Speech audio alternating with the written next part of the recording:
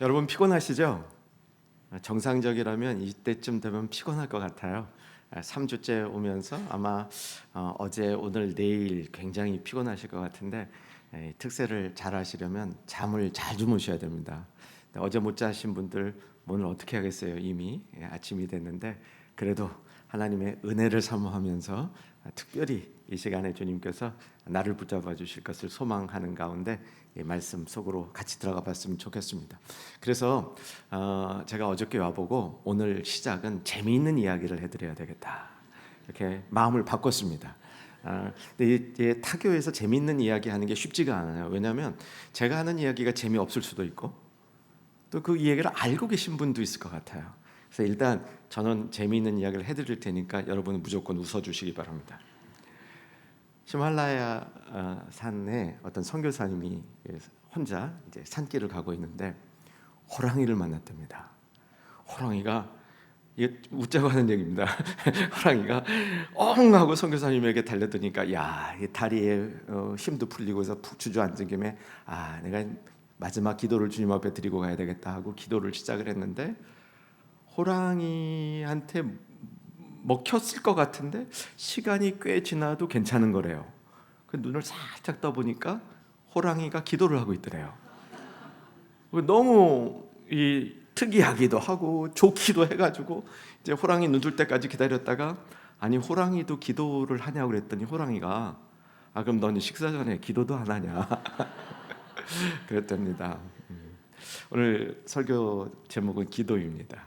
이제 여러분 기도를 많이 하시고 더 잘하고 싶으시고 기도의 세계로 깊이 들어가시기를 원하실 테인데 성경 어디서 그런 교훈을 얻을 수 있을까 이렇게 찾아보면 여러 대목들이 있어요. 여러 대목들이 있는데 이제 오늘 말씀이 어디 있었는가 생각해 주시면 사도 바울이 편지를 쓸 때 앞부분에서 기도하는 이 내용들이 꽤 여러 개 있습니다. 요것만 잘 봐도요 정말 기도들이 깊어요. 예를 들면 에베소서 1장, 3장 이런 기도는 너무 심오하죠. 이제 오늘 빌립보서에 있는 기도도 저는 정말 사랑하고 자주 사용하는 기도입니다. 오늘 그래서 이 내용을 여러분하고 같이 나누고 또 이 내용을 익히시고 말씀 후에 기도의 시간 있잖아요. 그 기도 시간에 이 말씀을 꼭 붙들고 기도해 주실 수 있기를 부탁을 드립니다. 근데 이게 기도가 이제 바울 서신에 나오는 기도들이 이 원문으로 보면 굉장히 길어요. 그러니까 여러분 기도하다 보면 단문으로 딱딱 끊어지지 않고 계속 이어지는 긴 그런 기도를 우리가 드리는 것처럼 원문도 그래요. 그게 아마 사람들이 기도하는 습관이 그런 것 같아요. 그래서 이게 내용이 복잡하진 않은데 제가 좀 안내를 해드릴 겁니다. 요 긴 내용을 이렇게 한 문장으로 쭉 연결된 거를 한 세 도막으로 쪼개서 우리가 요 세 꼭지를 가지고 기도하자 이렇게 하면 오늘 아침에 익혀봤으면 좋겠습니다. 제일 중요한 부분이 뭐냐면 9절에 보면 내가 기도하노라 이제 바울이 기도한다 그러고요. 너희의 사랑을 지식과 모든 총명으로 이건 좀 괄호 안에 넣어두면 좋겠어요. 그래서 첫 번째는 사랑이 점점 더 풍성해지기를 기도하는 겁니다.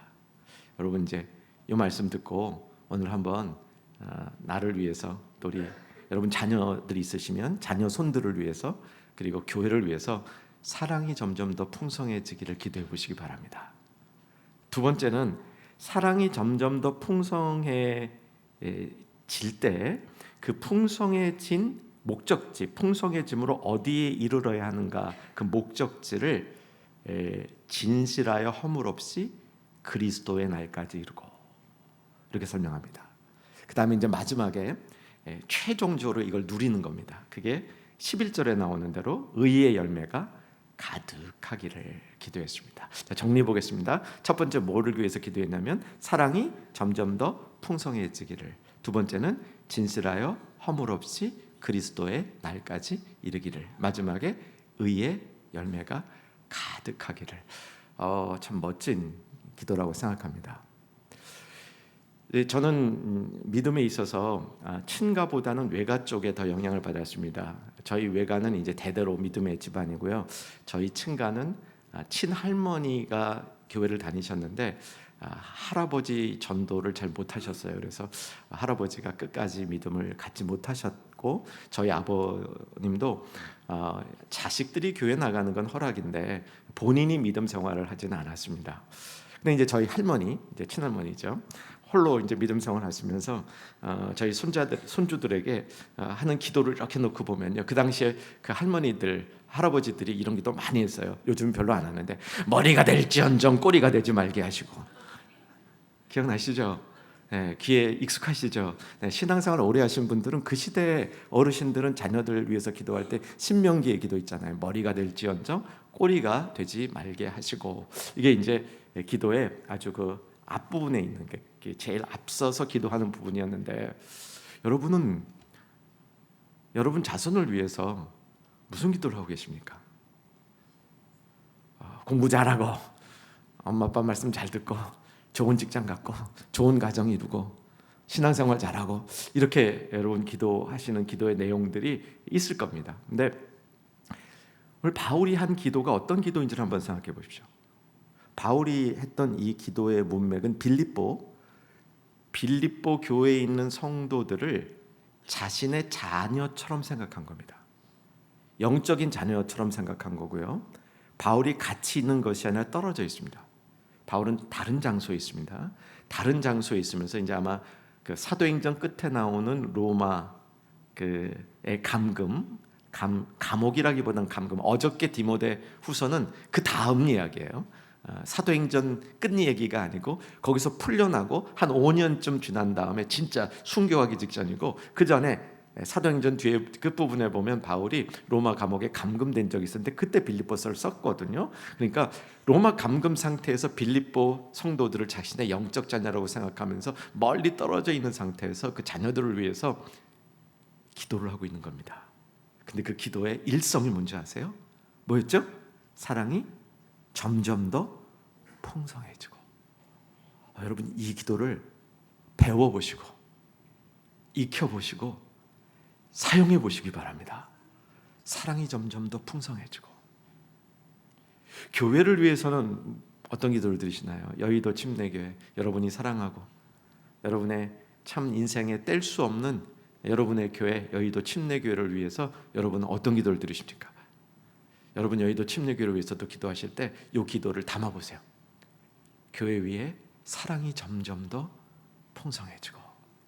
사랑이 점점 더 풍성해지면 그 다음에 정말 따라오는 축복들이 보니까 이게 논에 도드라지는 건 아닌데, 진실하여 허물 없이 그리스도의 날까지, 그 앞에 제가 오늘 다루진 않겠지만 지극히 선한 것을 분별하며 진실하여 허물 없이 그리스도의 날까지 이루고 의의 열매가 가득, 얼마나 좋아요. 그런데 우리의 기도의 방향이 이 바울의 방향과는 다른 우리식의 방향으로 교회를 위해서는 뭐 부흥해야죠. 성도들의 건강과 당연히 기도해야 됩니다. 그런데 그런 기도의 이 한 축에 교회의 사랑이 점점 더 풍성해지고, 아마 그러면 여의도 침례교회가 여러분이 더 사모하는 교회가 될 줄로 믿습니다.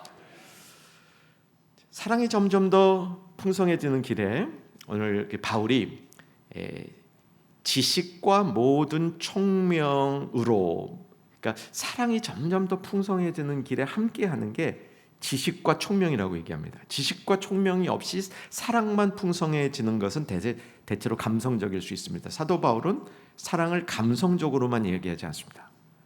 이성과 전인격이 포함되어 있는 사랑으로 얘기해요. 그래서 여러분 정말 나에게, 우리 자손들에게, 교회에 사랑이 점점 더 풍성해지기를 원하는 마음을 가지시기를 바랍니다. 그럼 이제 어떻게 하면 그 사랑이 점점 더 풍성해질 건가? 이 본문에 지식과 모든 총명으로 사랑이 점점 더 풍성해지고. 어저께 총명이 나왔죠? 제가 그래도 2번 설교의 기회가 있어서 이 총명이라는 단어를 2 설교의 하나의 접점으로 생각해 보고 있습니다. 신약 성경에 총명이란 말이 8번 나온다고 말씀드렸고요. 그 8번 중에 6개가 다른 어휘가 쓰이고 있다고도 말씀드렸습니다. 그래서 이거는 조금 분류를 해야 돼요. 분류를 해보면 3가지 이제 총명의 으뜸 요소들이 나타나는데, 어저께 말씀드렸던 총명은 이해력이었습니다. 저는 이 이해력을 얘기할 때 한국에 와보니까 두물머리 아시죠?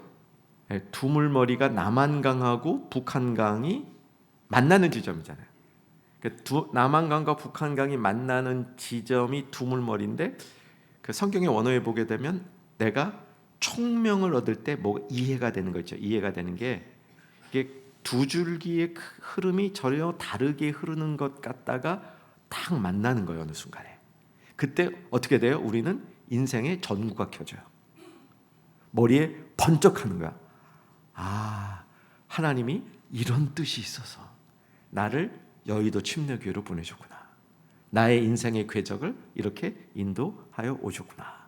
이게 하나님이 정하고 인도하시는 길에는 이게 헛게 없습니다. 아멘이시죠?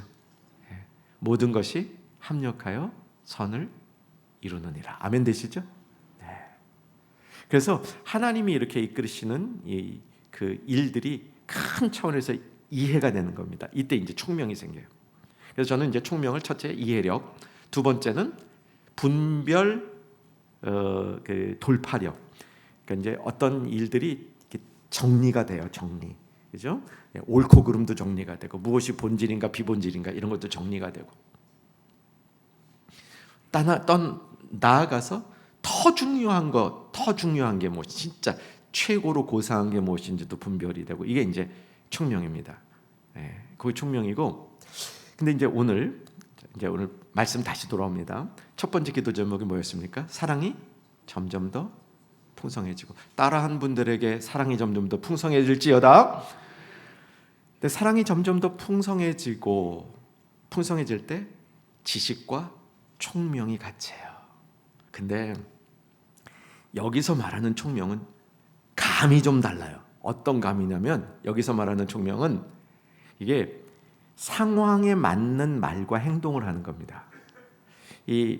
요즘에 이제 우리나라에도 영어가 한국말 돼가지고 에스테틱 이게 이제 영어나 원어적으로 보면 헬라어 원어적으로 보면 미학이라는 뜻에서 나오는 거잖아요. 그러니까 이제 아름다움 관리가 이제 우리나라 말도 에스테틱으로 고정이 됐는데 그 말이에요. 그 말 여기서 하는 말은.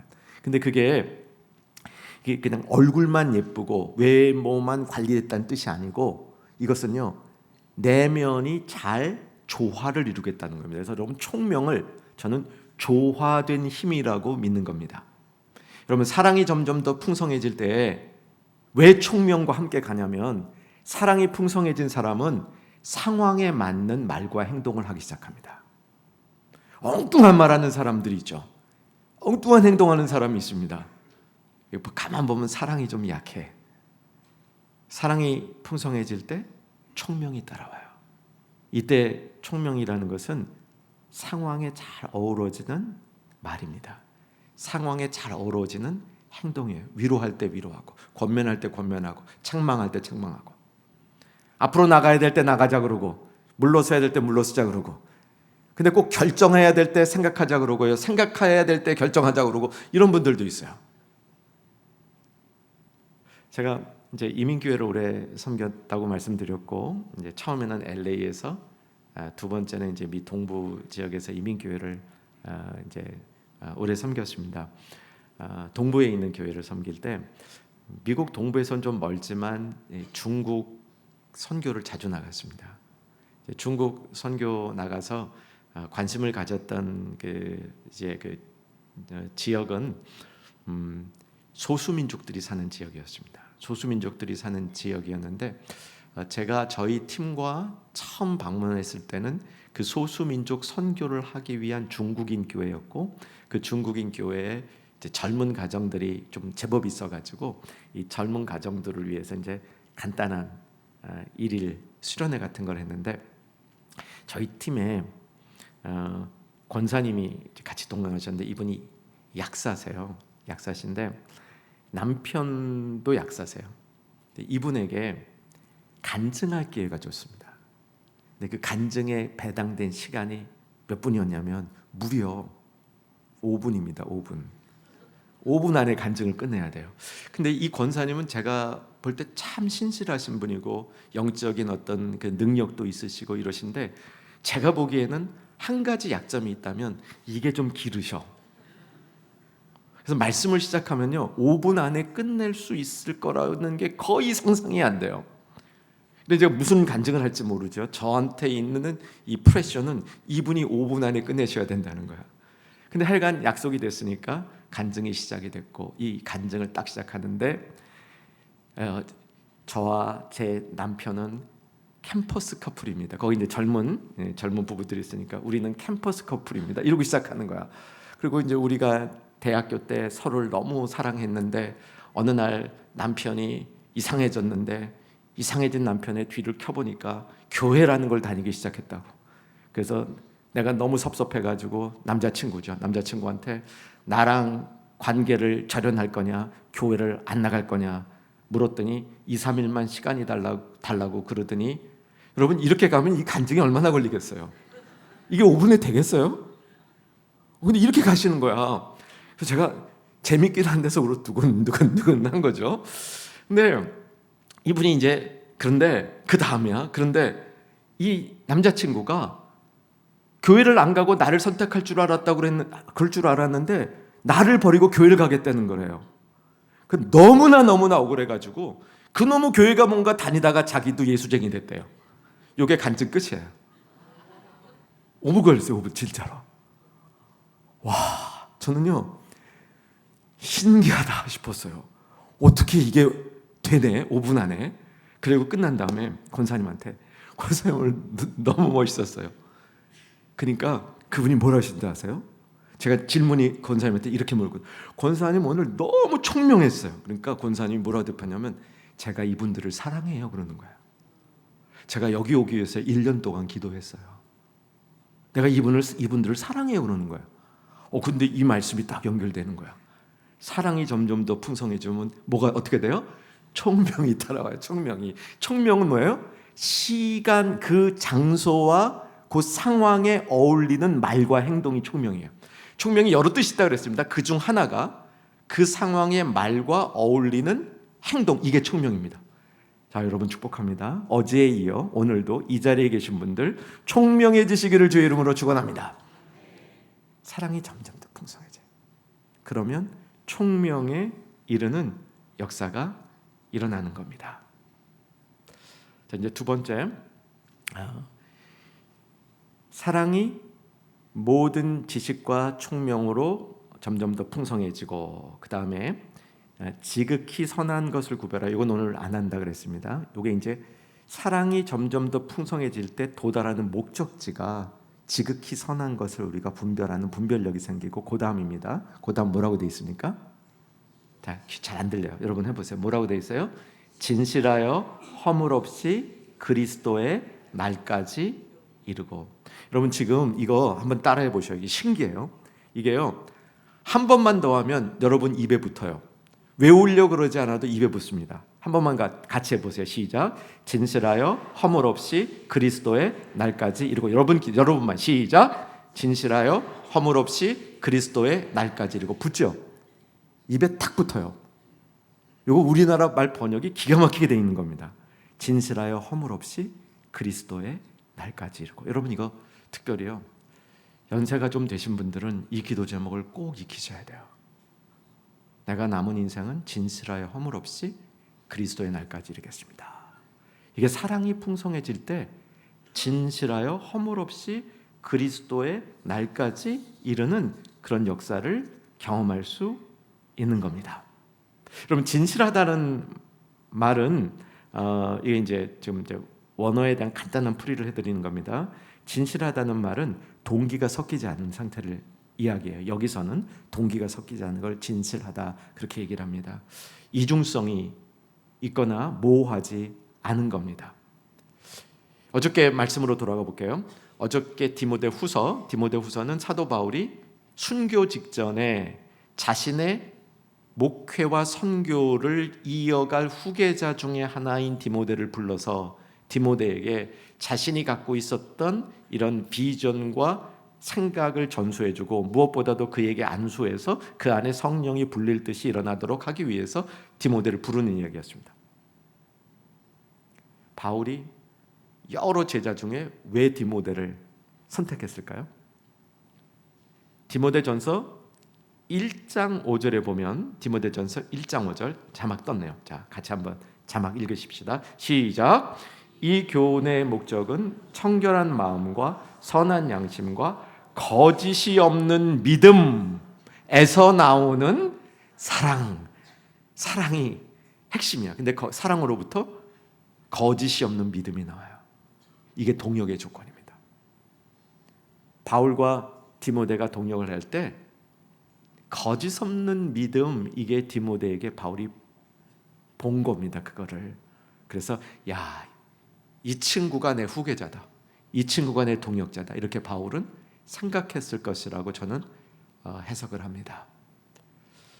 진실하여 허물 없이 그리스도의 날까지 이루고, 마음속에 한번 다시, 입에 다시 한번 붙여보세요.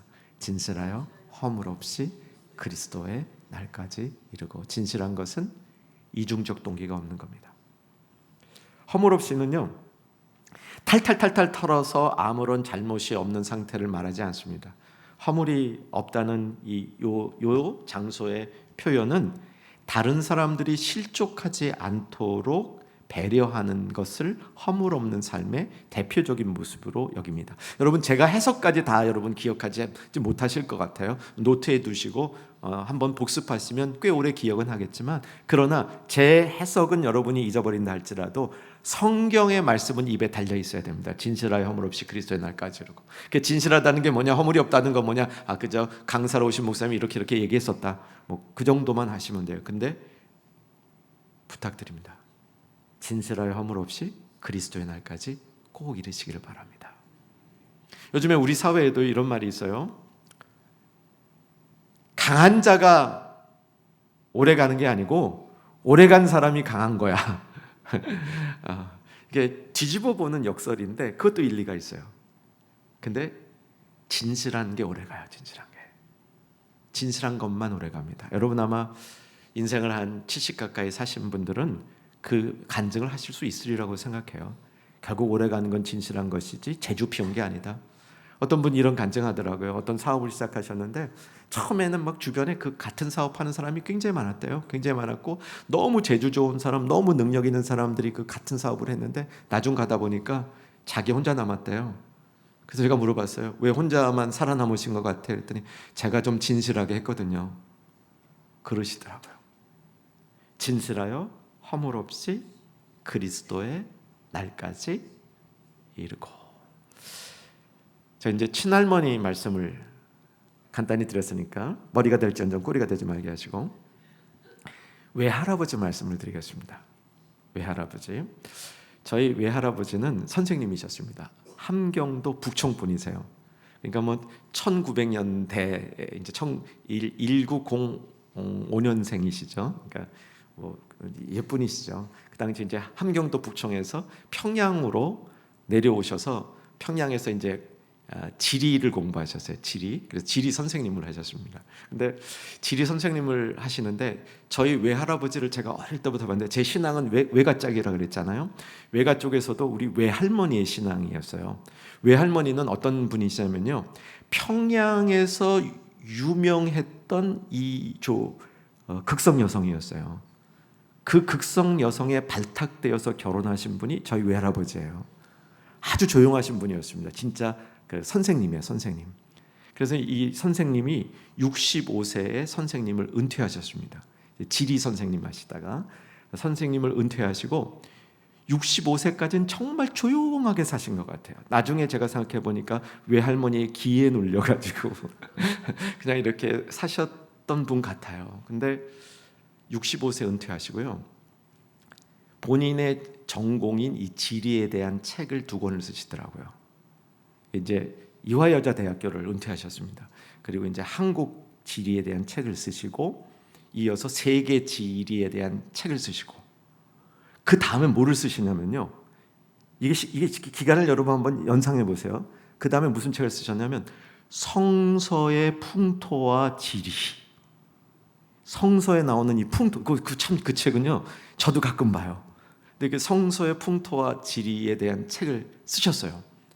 그때쯤 가니까 연세가 80 되셨어요. 3권 쓰셨으니까 5년 하면 이제 그 80 되시잖아요. 80 딱 되실 때 뭘 선언하셨냐면, 내가 이제부터 성경 창세기부터 계시록까지 평신도가 쓰는, 주석은 아니지만 거기에 그 나의 이해에 관한 그 책을 내고 싶다. 그러시고 10년 동안을요, 정말 밤낮 없이 그 책만 쓰시는 거예요. 아침에 새벽같이 일어나서 남산 올라갔다 내려오셔가지고 본인이 만든 포뮬러로 식사를 하시고 하루 종일 책을 쓰시는 거예요. 10년 걸리셨어요. 그럼 나이가 어떻게 되셨죠? 90 되셨어요. 90 되신 해에 탈고한 원고를 출판사에 갖다 주고, 이게 이북에서 전쟁 때 내려올 때 도움을 크게 주셨던 그 당시 군인이죠. 그 당시 군인, 본인 우리 외할아버지보다 연배가 퍽 어리신데, 그분 만나 늘 하시던 대로 점심을 드시고 집에 돌아오시다가 집이 반포였어요. 반포 집 앞에 있는, 아마 4월 달인 것 같아, 따뜻한 봄날 집 앞 벤치에 앉으셔서 햇빛을 쬐시면서 주님 품에 가셔서, 저는 하나님 품에 갈 때 이렇게 평안하게 가는 분을 못 봤어요. 목회를 하다 보면 하나님 앞에 가는 게 힘든 분들이 있어요. 근데 힘들다고 해서 죄를 지은 건 아니고요. 평안히 간다고 해서 죄가 그런 건 아니에요. 그건 아닌데, 그 모습을 보면서 두 가지 떠올랐습니다. 나도 좀 이렇게 갔으면 좋겠다. 주님 품에 이렇게 갔으면 좋겠다. 하나. 두 번째는, 진실하여 허물 없이 그리스도의 날까지 이르고.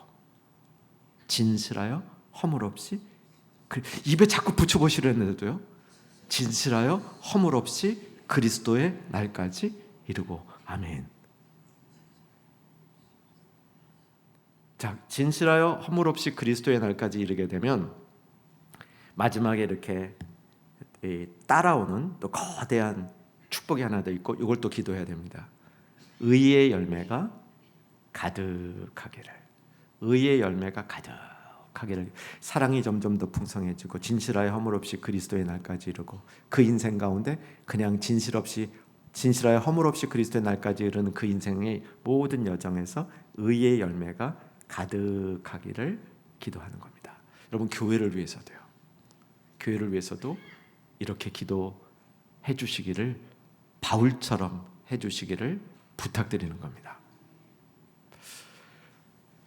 의의 열매가 가득하기를.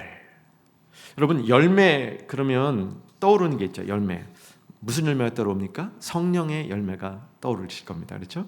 성령의 열매. 아침이니까 평소에는 잘 되더라도 성령의 9가지 열매가 이렇게 왔다 갔다 하실 수도 있는데, 그래도 한번 해보십시다. 자, 성령의 9가지 열매. 첫 번째, 사랑, 희락, 화평, 오래 참음, 자비, 양선, 충성, 온유, 절제. 할렐루야. 되신 분들이 여럿 계시네요. 여러분, 이렇게 보면요, 제가 이렇게 여러 교회를 다니면서 성도님들을 만나게 됐는데, 여러분들 진실한 것 같아. 그래서 제가 진실하다 할 때 좀 굉장히 강조한 게, 여러분 이렇게 쭉 대보면 표현력은 좀 적으셔. 표현력은 적으신데 진실한 것 같아요. 근데 의의 열매도 많이 맺으시기를 주 안에서 소망합니다. 이제 의의 열매가 성령의 열매랑 이게 아주 연결되어 있어요. 자, 지금부터 매우 중요한 성경적인 원리를 말씀드리려고 그럽니다. 우리가 죽어서 심판대 앞에 이를 때, 하나님의 심판대 앞에 이를 때 요게 필요합니다. 무엇일까요? 글자는 한 글자. 뭐가 필요할까요? 의가 필요해요. 왜 의가 필요하냐면요, 이제 성경에 의에 대한 얘기가 많이 나옵니다. 성경에 의에 대한 얘기가 많이 나오는데, 그 성경에 나오는 의라는 이야기를 신구약 성경을 통해서 다 종합해 보면 저희 결론입니다. 저희 결론은, 저는 기준이라고 생각해요. 의는 하나님의 기준이라, 이건 딱 이렇게 저는 정리합니다. 저하고 좀 결론이 다른데 제가 인정해 주는 이 의에 대한 설명이 있습니다. 이건 이제 R.C. 스프롤이라는 이제 저는 장로교 목사거든요. 이제 장로교 쪽에서 이렇게 따르고 있는 이제 얼마 전에 몇 년 전에 돌아가셨는데 이제 미국 신학자인데 이분은 의라는 것을 행동 쪽에 더 강조합니다. 의로운 행동, 의로운 행동. 이제 그것도 일리가 있어요. 이분의 주장에 의하면 성도님들이 영적인 삶 이걸 굉장히 원하시는데 원하시죠? 표현을 또 안 해주셔서 하시는지 안 하는지 알 수가 없네. 하시는 줄 믿고 영적인 삶을 이 시대 분들은 많이 원해요. 많이 원하는데 이분의 주장은 영적인 삶 못지않게 의로운 삶도 추구해야 된다는 게 이분 주장입니다. 일리가 있어요. 그래서 이분은 의를 어떤 이게 행동, 삶 이쪽으로 더 강조를 하는데 저는 기준이라고 더 강조를 합니다. 물론 기준이 있으면 행동이 있고요. 바른 행동은 그 안에 기준이 있기 때문에 분리된 건 아니에요. 근데 저는 기준이 더 중요한 이 방점이 있다고 생각을 하거든요. 근데 여러분, 의가 왜 하나님 나라에 들어가는데 중요하냐면요. 저는 하나님 나라에 들어가는데 의라는 기준이 필요한 게 당연하죠. 하나님이 그 기준을 가지고 하나님 나라에 넣어줄까 말까를 결정하니까. 그러니까 우리가 심판의 자리에 가면 저는 굳건히 믿기를 하나님이 이렇게 물어볼 거예요. 너 의가 있느냐? 너 의가 있느냐?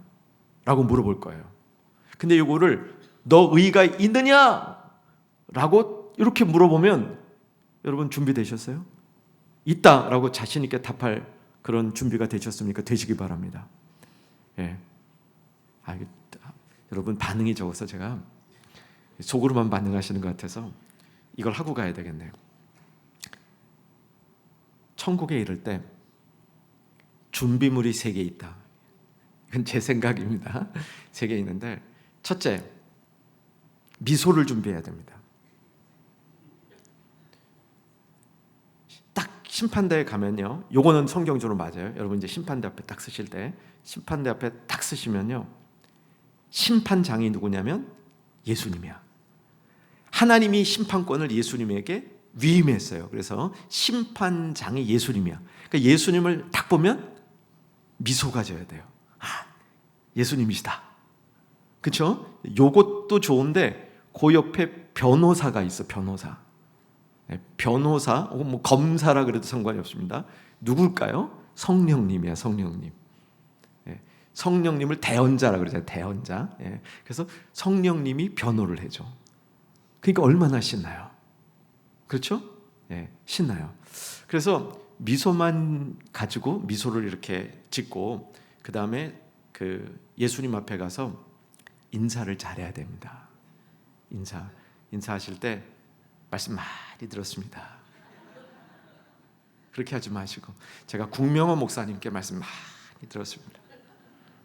그렇게 하지 마시고 개인적인 이 개인적인 친밀함의 인사를 드려야 되잖아요. 그죠?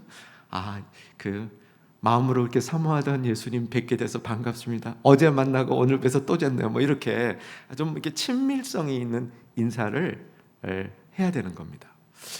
이 성령님이 옆에 변호를 해준다는 게 우리에게는 얼마나 큰 위로인지 몰라요. 성령님이 변호해 주실 때 이렇게 변호해 주실 겁니다. 내가 제 속에서 같이 살아봤는데 여러분 같이 산 사람이 해주는 변호가 최고 아니야, 그렇죠? 같이 산 사람이 증명해주면 내가 저 사람이랑 살고 있는데요, 저 사람 괜찮은 사람이에요. 그럼 이건 누구보다도 확실한 증거잖아요. 성령님이 여러분 안에 계시죠? 성령님이 여러분 안에 계시기 때문에 여러분 안에 계시던 성령님께서 변호를 해주니까 이게 굉장히 힘 있는 변호가 되는 겁니다. 여기까지 준비되셨죠? 그래서 그 천국 갈 때 준비물, 미소, 인상만 짓지 마시고 그래서 지금처럼 좀 웃으시면 참 좋아요. 그 다음 2번째 인사, 3번째가 정답이야. 정답이 뭐냐면 지금 말씀드리는 겁니다. 의가 있느냐 없느냐를 물어보실 거예요. 왜냐하면 의는 기준이고 그 기준에 맞으면 천국에 가는 거고 기준에 못 맞으면 천국에 못 가니까 의가 있느냐 물어보실 거예요. 근데 너 의 있냐? 라고 이렇게 직접적으로 물어보실지 한번 뒤 꼬아서 물어보실지는 제가 잘 모르겠어요. 근데 원리를 알고 있으면 답을 할 수 있습니다. 원리는 이거잖아요. 나는 내 의는 모자라는데 예수님의 의를 제가 빌려 쓸 수 있게 됐습니다. 그래서 내 안에는 의가 있습니다. 내게 아니고 예수님이 주신, 예수님이 나에게 이입시켜 주신 혹은 전가시켜 주신 예수님의 의가 내 안에 있습니다. 이게 정답이에요. 이게 여러분 성경의 얘기잖아요. 그죠? 나는 죄인인데 나는 내 죄가 하나님의 의에 미치지 못하는데 예수님께서 예수님을 믿는 순간 예수님의 의가 나에게 전가되었다. 그러면 예수님의 의가 내게 있다는 것을 증명하려면 뭐가 또 있어야 돼요? 예수님을 믿는 믿음이 있어야 되는 겁니다. 여러분 안에 예수님을 믿는 믿음이 있는지 확인되시기를 주의 이름으로 축원합니다. 그리고 그 믿음이 작동하게 만드셔야 돼요. 작동하게. 믿음이 작동이 되어져야 그 믿음이 작동이 되어질 때 예수님의 의가, 내 의는 모자라고 내 의는 별것 아니지만 내가 믿음 가운데 주어주시는 예수님의 의를 가지고 내가 하나님 앞에 설 수 있구나. 그 심판을 통과할 수 있구나. 이 사실을 확실히 깨달을 수 있게 된다는 겁니다. 자, 그럼 의의 열매는 뭡니까? 예수님이 나에게 빌려주신, 예수님이 나에게 전가해 주신 그 의가 내 안에 있음으로 맺어지는 열매예요. 그러니까 내가 의가 있는지 없는지, 예수님 거니까 내게 아니니까 이게 내 안에 있는지 없는지 잘 확인이 안 될 때가 있잖아요. 그래서 그걸 확인시켜 주는 게 의의 열매라는 겁니다. 여러분, 예수님의 의가 여러분 안에 있으시면 의의 열매를 맺게 돼 있다. 아멘 되시기 바랍니다. 자, 우리 성경에 나오는 열매 한번 더 볼게요. 에베소서 5장 9절 자막이 있을 겁니다. 에베소서 5장 9절. 빛의 열매가 나옵니다. 빛의 열매. 그러니까 성령의 열매, 빛의 열매, 의의 열매, 이게 다 비슷한 말이라고 보시면 좋아요. 성령의 열매는 뭡니까? 성령이 우리 안에 계심으로 맺어지는 열매. 빛이 우리 안에 비춰지면 생명이죠. 빛이 우리 안에 비춰지면 맺어지는 열매. 그 다음에 의가 우리 안에 있으면 맺어지는 열매, 이건 겁니다. 자, 빛의 열매가 뭐라고 되어 있습니까? 착함과 의로움과 진실함이 있느니라.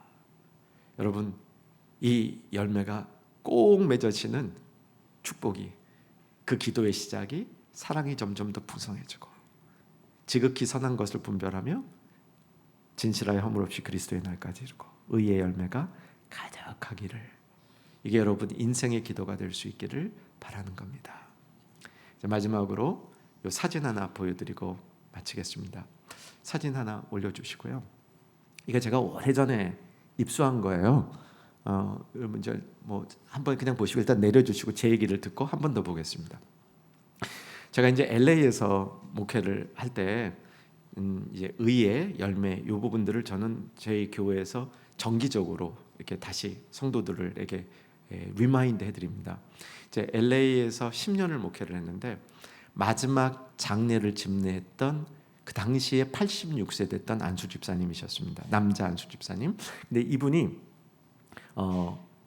돌아가신 다음에 유가족들이 저 노트를 저에게 보여준 거예요. 저 노트를 보여줬는데 저 한번 다시 한번 올려주세요. 이분이 이제 자기 개인 일기장 같은 건데 맨 위에 뭐라 그랬어요? 1. 미소. 2. 인사말. 성경에서 뵙던 예수님을 직접 뵈니 반갑습니다.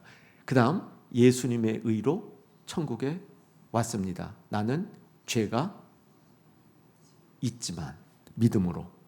써놓으신 거예요. 이거 이제 내려주시고요. 요거 써놓고 다음날 돌아가셨어요. 요거 써놓고 다음날. 그래서 그 유가족들이 이걸 저한테 갖고 와가지고 우리 아버지 천국 가셨다고. 그럼 저한테 저를 보여주셨고 제가 그때 사진 찍어 놓은 겁니다. 사랑하는 여러분, 천국 가실 준비가 돼 있어야 되겠죠? 돼 있으시겠죠? 이제 기도를 시작해 보십시오. 사랑이 점점 더 풍성해지기를. 여기서 시작이 됩니다. 내 안에, 여러분들 자손들 안에, 교회 안에, 이 세상 안에. 그래서 진실하여 허물 없이 그리스도의 날까지 이루고 그 사는 동안 의의 열매가 풍성해지기를 주의 이름으로 축원합니다. 존귀하신 아버지 하나님, 주께서 사랑하시는 여의도 침례교회 위에 그리고 이 교회를 섬기는 담임 목사님과 교육자들 위에 사랑이 점점 더 풍성해져서 의의 열매를 많이 맺을 수 있도록 함께하여 주시옵소서.